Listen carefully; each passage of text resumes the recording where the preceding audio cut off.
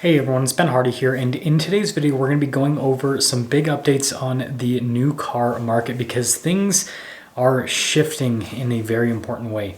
Before we get into this video though, as always, if you want to save time and money the next time you purchase a car, link to my car buying guide in the description down below, and then some of the information provided in today's video comes from Cox Automotive. Let's get into it. So let's dive into the stats and then we'll talk about what this means for the market. So first off, new vehicle inventory now has an 80+ day supply. This is huge. So again, an ideal supply is a 60-day supply, and day supply is the amount of days it would take out to sell out of all of the new cars. And so we're over 20 days above what is considered ideal in the new car market. And we are closing in on pre-pandemic levels of inventory when it comes to the day supply number. Again, prior to the pandemic, you're right around that, 90 to 100 day supply number. Now, in terms of total inventory, we're still significantly less than what we had prior to the pandemic, 2.61 million units. But something to note is the sales pace prior to the pandemic was much bigger than what we have today. There was 17+ million new vehicles sold every single year prior to the pandemic, whereas now we're pacing this year for like 15 million new vehicles. So the market is smaller, and so that 2.61 million units, although less than the 3+ million units that were available prior to the pandemic in the new market, is bigger for this market. Is big for this market, if that makes sense.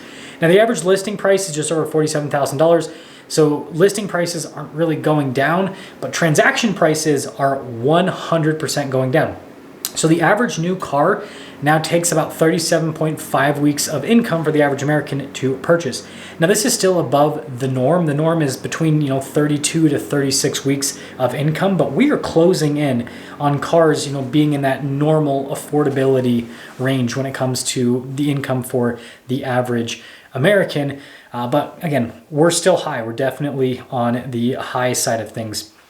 Now, the next part is going to be the day supply by manufacturer. This really shows what's happening. So Toyota, Honda, Lexus, Mazda, they're all really constrained with supply still. They're well below the industry average. I mean, Toyota, for example, is still in the 36 day range. So just really small supply there. And then on the massive supply side of things, you got the usual supply offenders is what we'll call them.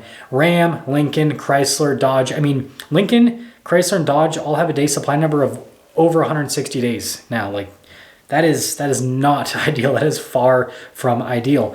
But if you look at the market now, a lot of the big brands are above the industry average now. I mean, GMC, Acura, Mercedes-Benz, Hyundai, that's not a big brand, Ford, right? Audi, Nissan, like a lot of these brands that, sell in higher volume amounts, they've got a lot of inventory. Now, something to note is just because a brand has a lot of, day supply in terms of their average inventory, that doesn't mean that every single model they have is readily available. A good example is Ford. So Ford's day supply number is 104 days. That's Ford's average. But then the Ford Maverick still has, especially if it's a hybrid, still has a very small day supply number. I mean, Maverick hybrids, there's like none of those out on the market in the new side of things. And so it is always going to be a case-by-case basis based on the models, but that's just kind of the trend for the different automakers. And so now I want to talk about what this means for the market moving forward, considering the fact that listing prices aren't going down, but transaction prices are going down because the affordability with new cars based on transactions that are actually happening is improving, and the fact that inventory is continuing to increase at the same time that the sales pace is not increasing. Again, the estimate is now 15 million units, which is going to be less than what we had last year when it comes to new car sales, and that is not good news for the industry.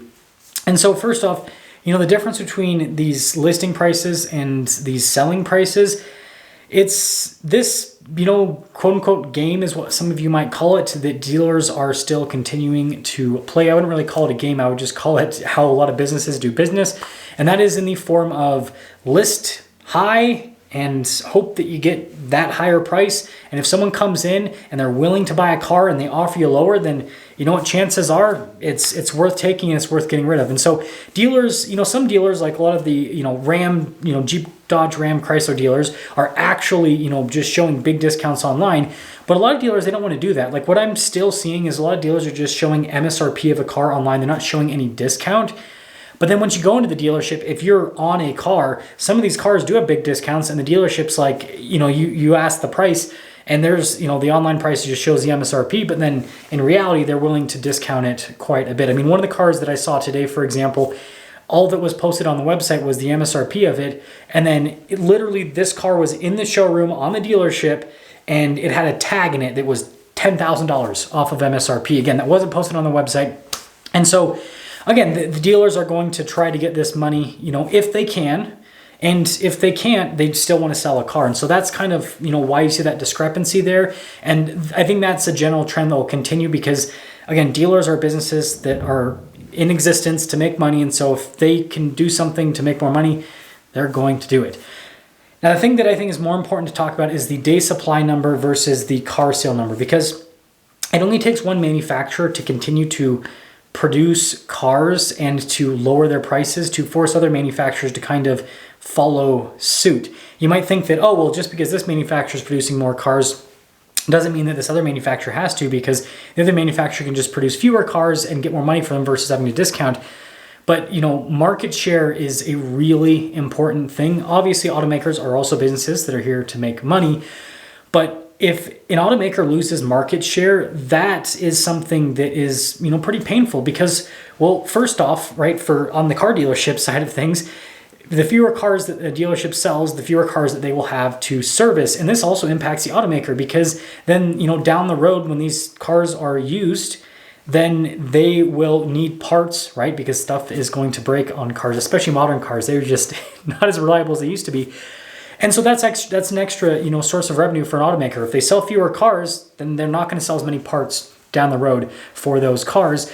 And then, frankly, the other thing is this, market share just always helps down the road because, maybe you won't be able to make the most amount of money on this person today, but down the road, right, if you're able to get them as a customer and you keep them as a customer within your brand, then they'll buy cars that maybe there's bigger profit margins in down the road because the market's, shifted in favor of the dealerships and in favor of the automakers.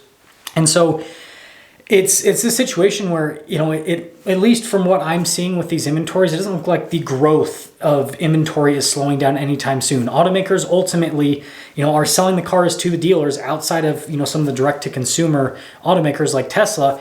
And so they're going to build as many as they can because that's when they make money. They don't make money when you buy a car. They make money when the dealership buys the car, right? And so, with that whole dynamic, with the whole market share dynamic and everything, I only see these inventories increasing, and that means that prices are naturally going to have to come down. Now, how far are they going to go down? Again, if you look at the affordability number, we're at 37.5 weeks. That means that, unless the market kind of overcorrects in the negative direction, we have probably at least another 2 to 4 weeks to drop off of that affordability number before cars make sense for a larger market, larger than the 15 million units that we're most likely going to see this year. And so we'll just have to kind of track things. But if I were to make a guess, if I were to make a bet, I think that we're going to see the day supply number get up to 100 days or maybe close to 100 days. And we're going to see that the prices drop and we're going to see that affordability thing in that, probably, I think it might overcorrect in the short term. So maybe it'll drop down to like 30 weeks and then it'll probably rebound and then kind of level itself out in that, 32 to 34 week range. Let me know what you guys think. I'll see you.